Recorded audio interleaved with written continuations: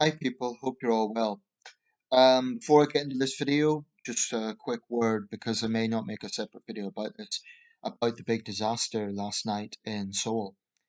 It seems like there was a crush. I was going to say stampede, but apparently there's a sensitive notion around that word because stampede implies animals, and this is human beings we're talking about. At least 150 killed. This is a major disaster and the worst disaster in South Korea since the seawall ferry sinking in 2014. Um, and of course, just about a month after that disaster in Indonesia.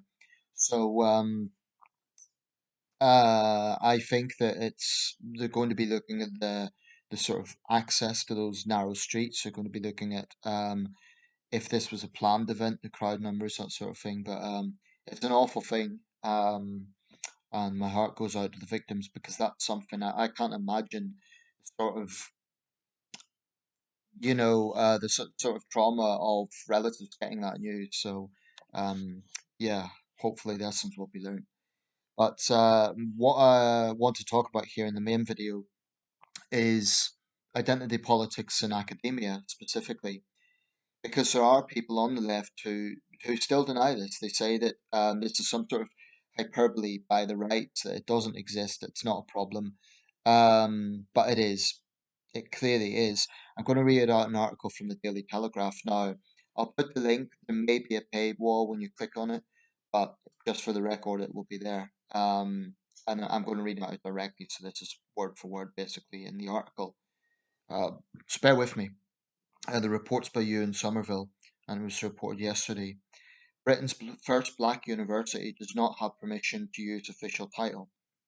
So I'm going to read out this article. Bear with me. It's not excessively long, but I do think it's important to get the details on this one because I think the implications are quite serious, and this is happening. The similar things happening elsewhere. So I'll just read this out.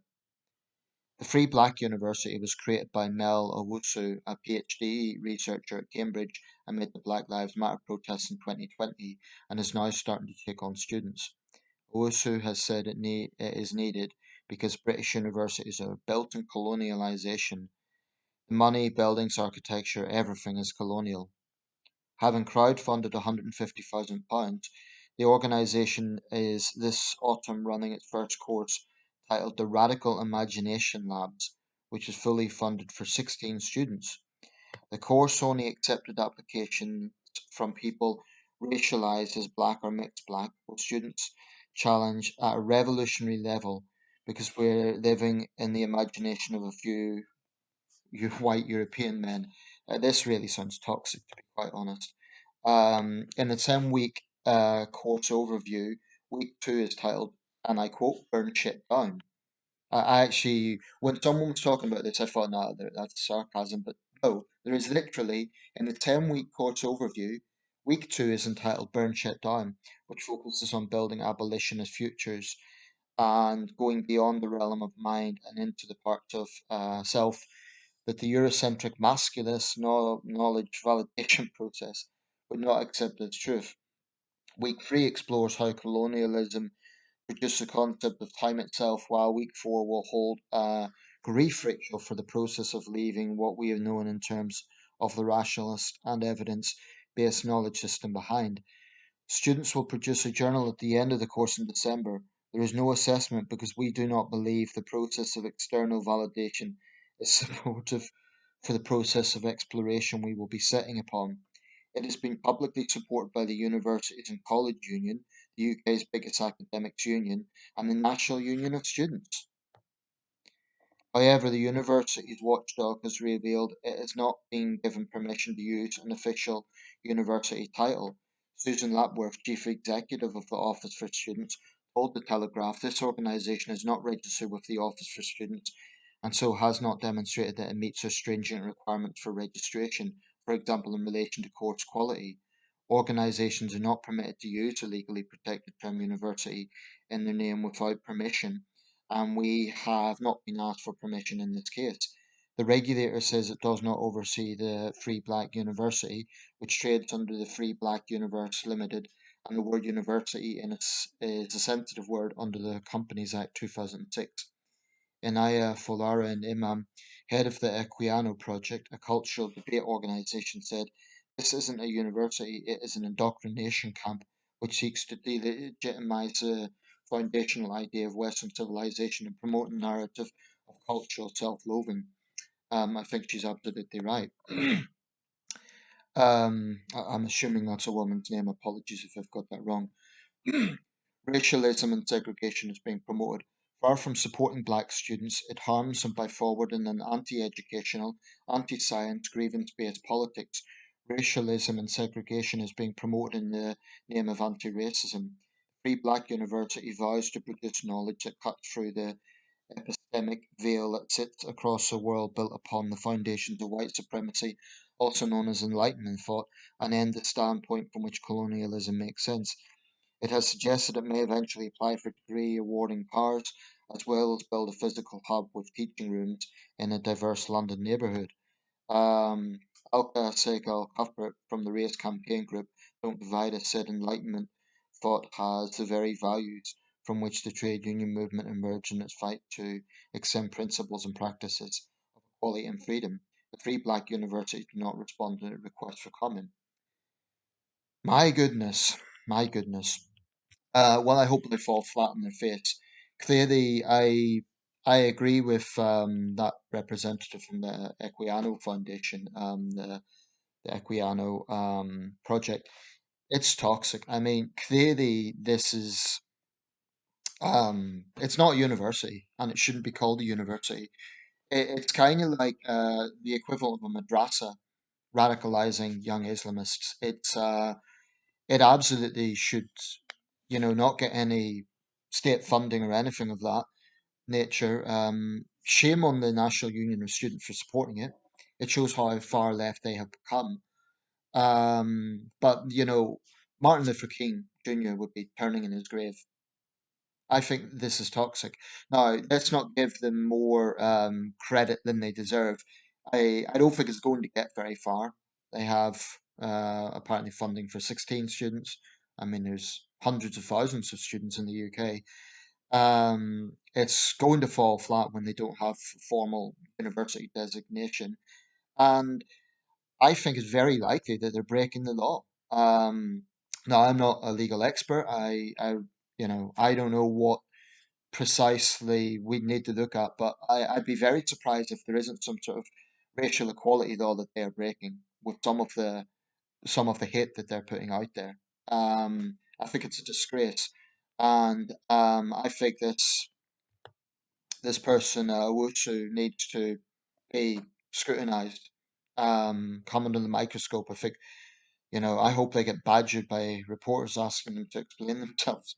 I don't know again if that's a man or a woman, so I don't know.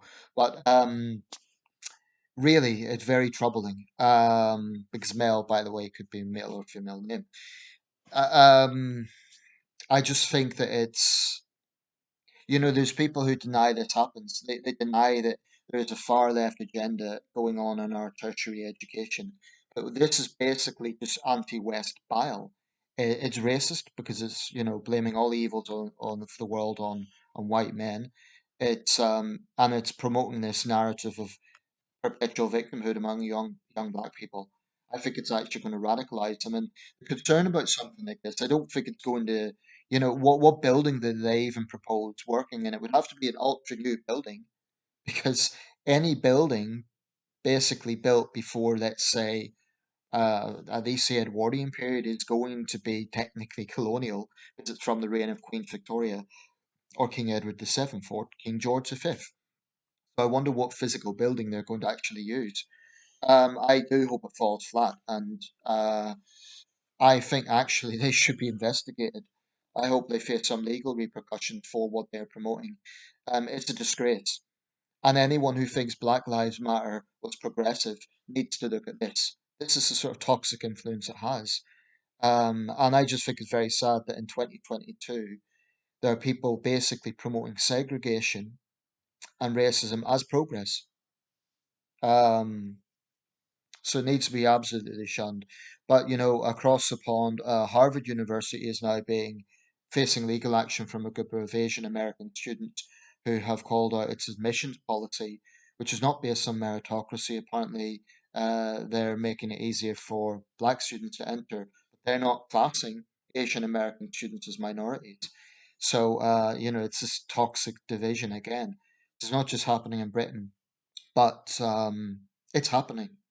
So when left wingers say, "Oh, this is all just invented by the Daily Mail," or right wingers, no, it's happening. There's empirical evidence for this, and I think it is utterly toxic, and I think there need to be a pushback against it. I'm sick and tired of the far left basically running down Western civilization. It's not just trade unionism that came out of the Enlightenment; it's also actually the abolitionist movement. That's irony of it. Um, I think if Eliana, but I think if the abolitionists of the past, sorry, I got a distraction there. My Wi-Fi has went early.